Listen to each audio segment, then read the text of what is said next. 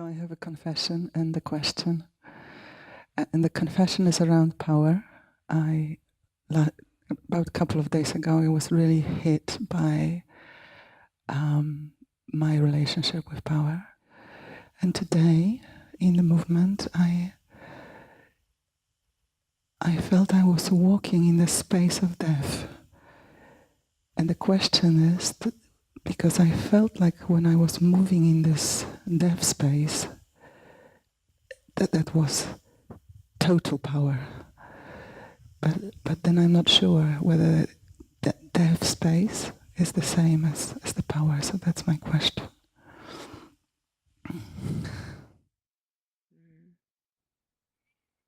When it comes to power, people do have funny relationship with it, and that funniness comes from our past of abusing it.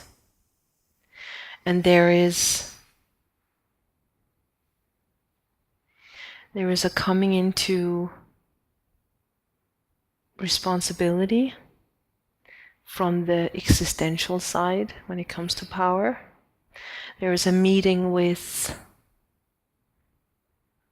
the depths of the pain we've created from that abuse. There are a lot of things that wants and needs to fall into place before we stand reliable enough in our innocence for the divine power teachings to actually start unfolding. But it is completely, as you said, connected with the death, in the sense like now you experienced it the way you did, but life and death go like this. It's never life and love and then death is somewhere back there.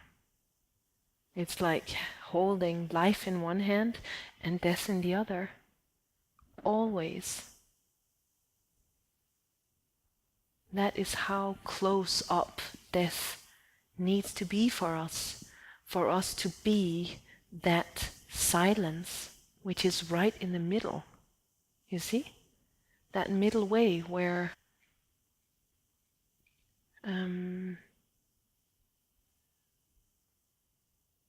we get to experience life without being someone building on top of that the pure experience, the pure reality as pure consciousness in a way. Yeah. After this surrender in the cremation grounds, there was an experience of life rising, just that, as movement and as feeling. So what you're describing, that's everything. That happening right there. But it's a happening that takes place and takes place and takes place and takes place and takes place for every level, layer of yourself that needs to be embraced by consciousness and the somebodyness die. So that's how everything lands down in our own lap, in a way. But everything comes down to that innocence, which makes us reliable, as long as, or at the same time as our willingness to face death and life equally deep. This is the breath of consciousness.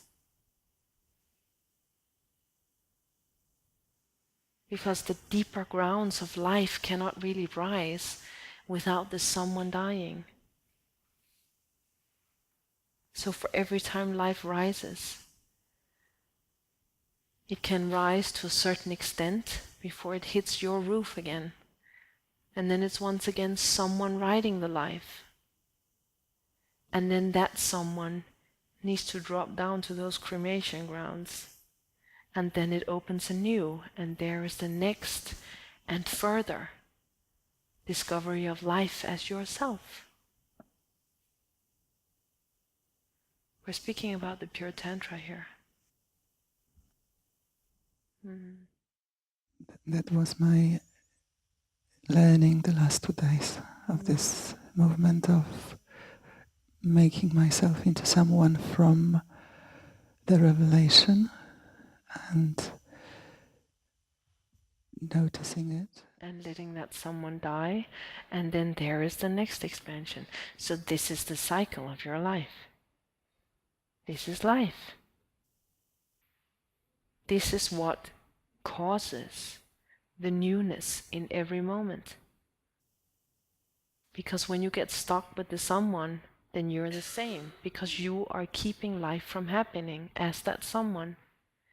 The moment your someone agrees to return to the soil that it rose from, the moment that death gets to be the case when someone arises, then you return to that silence where life once again can show you itself even deeper.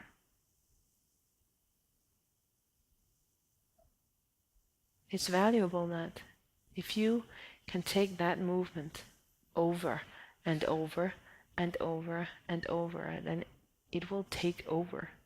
And then that is just what's going on. It's the only thing that's going on. Because that's what life does. She eats you.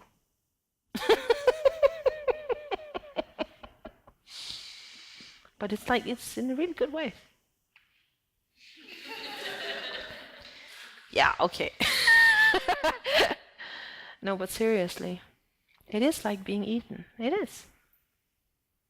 Because in a way, it's like you have to, as that someone who takes the body space as if you are someone as the body. That someone needs to give in and let life come in through the body and take over the space. It's like being eaten. Yeah. But we can make that a scary thing and dramatic thing, or we can say,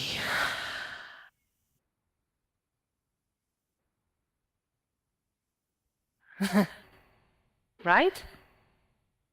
We can either make big drama or just surrender.